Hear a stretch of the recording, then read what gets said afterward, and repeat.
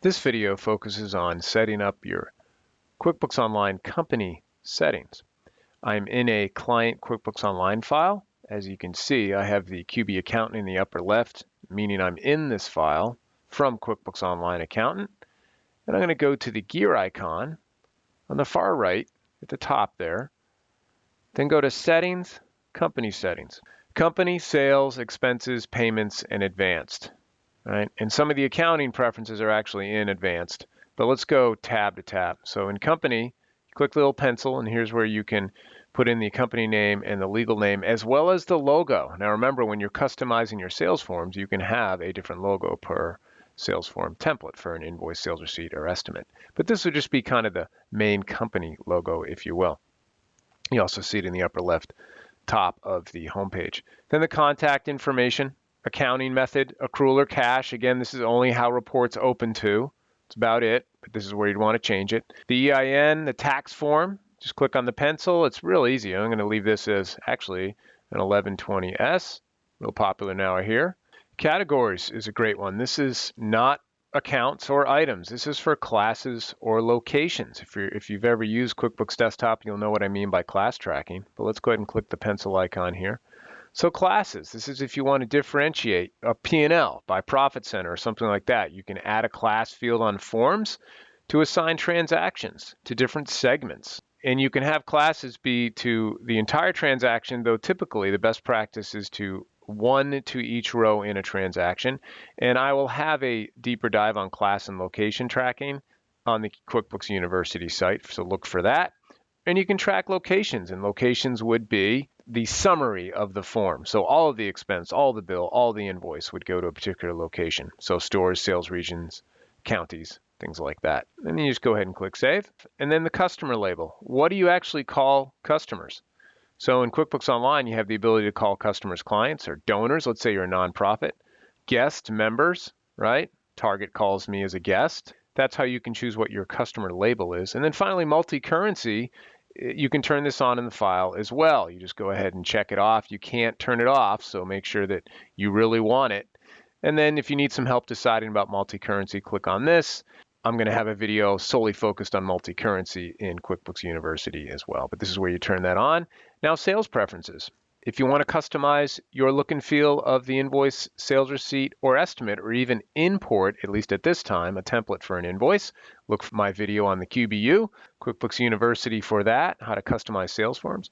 Your sales form content. Go ahead and click the edit icon here. What's the preferred terms? Do you want a shipping field? Your custom fields, you're allowed 3, and that would be the top portion of the invoice. Custom transaction numbers. Lets you use your own numbering system. If left blank, invoice numbers are automatically assigned by QuickBooks.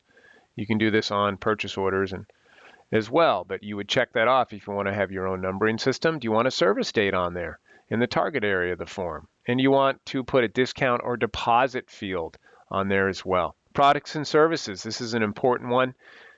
Obviously, you can choose to show product and service column on sales forms. This is typically turned on by default.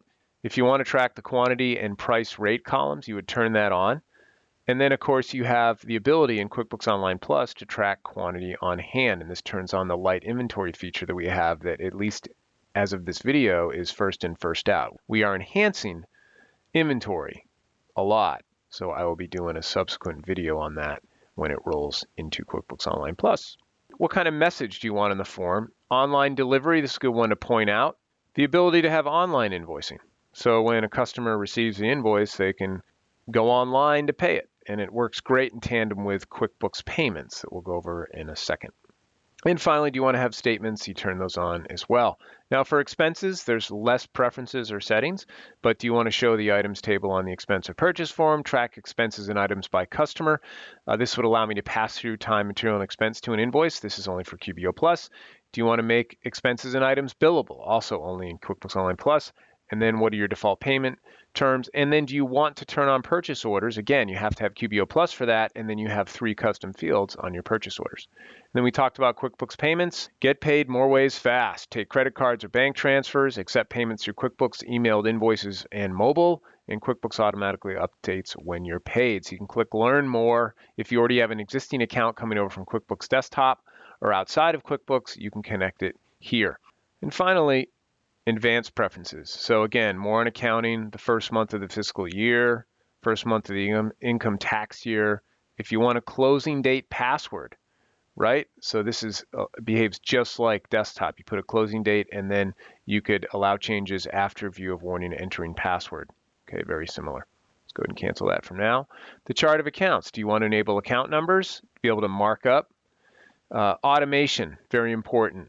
Do you want to have QBO automatically apply credits to open invoices? It'll apply to the next invoice created. Or in the same on the vendor side, vendor credits to actually bills. So I mean, know your client. What automation can they handle? And what I love is the automatically invoice unbilled activity. I mean, literally, QuickBooks Online will create invoices for any unbilled activity that's assigned to a customer. Works the best, obviously, with QuickBooks Online Plus. There's recurring transactions too that would pick up unbilled activity, and we'll more on that in the recurring transaction video you'll find on QuickBooks University. Time tracking, if you have QuickBooks Online Plus, that's what you need for time tracking. And if you want to add a service field and even a customer field to timesheets to pass it through to an invoice, and then some miscellaneous stuff. So those are your company settings in QuickBooks Online.